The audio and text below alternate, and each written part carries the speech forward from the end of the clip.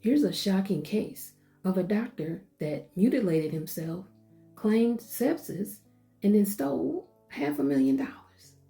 Here's the case summary. Andrew Neil Hopper, a 49-year-old vascular surgeon at Royal Cornwall Hospital, was sentenced to 32 months in prison for insurance fraud and possession of extreme pornographic images. I don't even want to know what those were.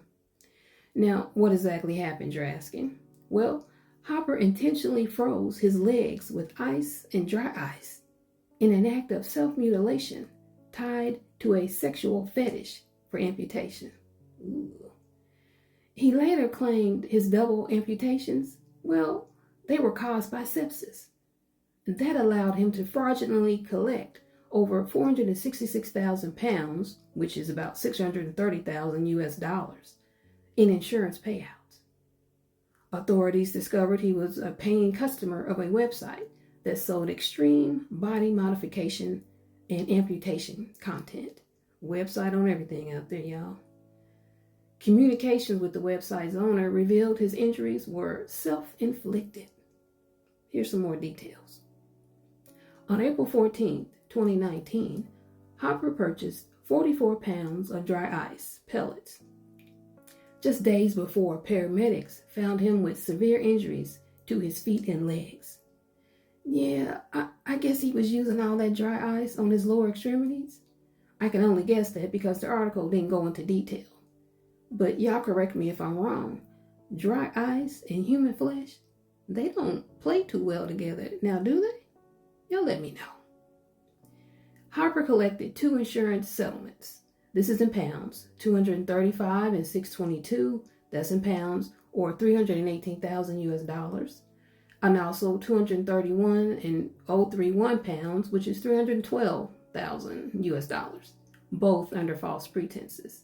He was even featured on a UK television program, or several of them actually, trained as a sepsis survivor, making an inspiring recovery.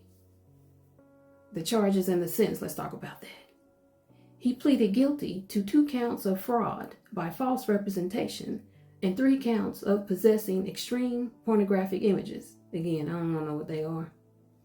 He was sentenced by the Truro Crown Court, and he was taken into custody immediately. Here's some impact of this case. The Royal Cornwall Hospital's NHS Trust confirmed that there was no evidence that showed Hopper's actions affected his patients. Thank God. Prosecutors emphasized the deceit, calling his actions a shocking abuse of trust and a grotesque mix of fetish and fraud. Ooh, yeah.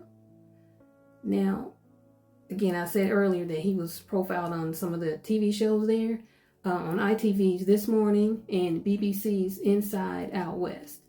And these 2 shows chronicled his courageous fight to return to work after enduring the sepsis-related amputations.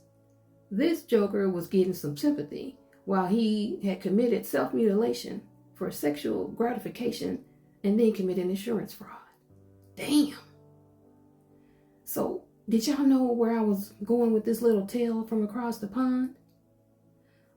Do you think that 32 months, is that a fair prison sentence? Now, the article didn't mention if the good Dr. Hopper was ordered to repay the insurance funds or not. That's interesting, don't you think? But go check out the article to see a picture of Dr. Andrew. I'll put that link in the first comment. And something about Brits named Andrew. And if you know what I did there, then you know. Here's my reminders. 1, keep demanding release of those documents, and you know which ones I'm talking about. 2, black out the system, September 16th through the 20th, 2025.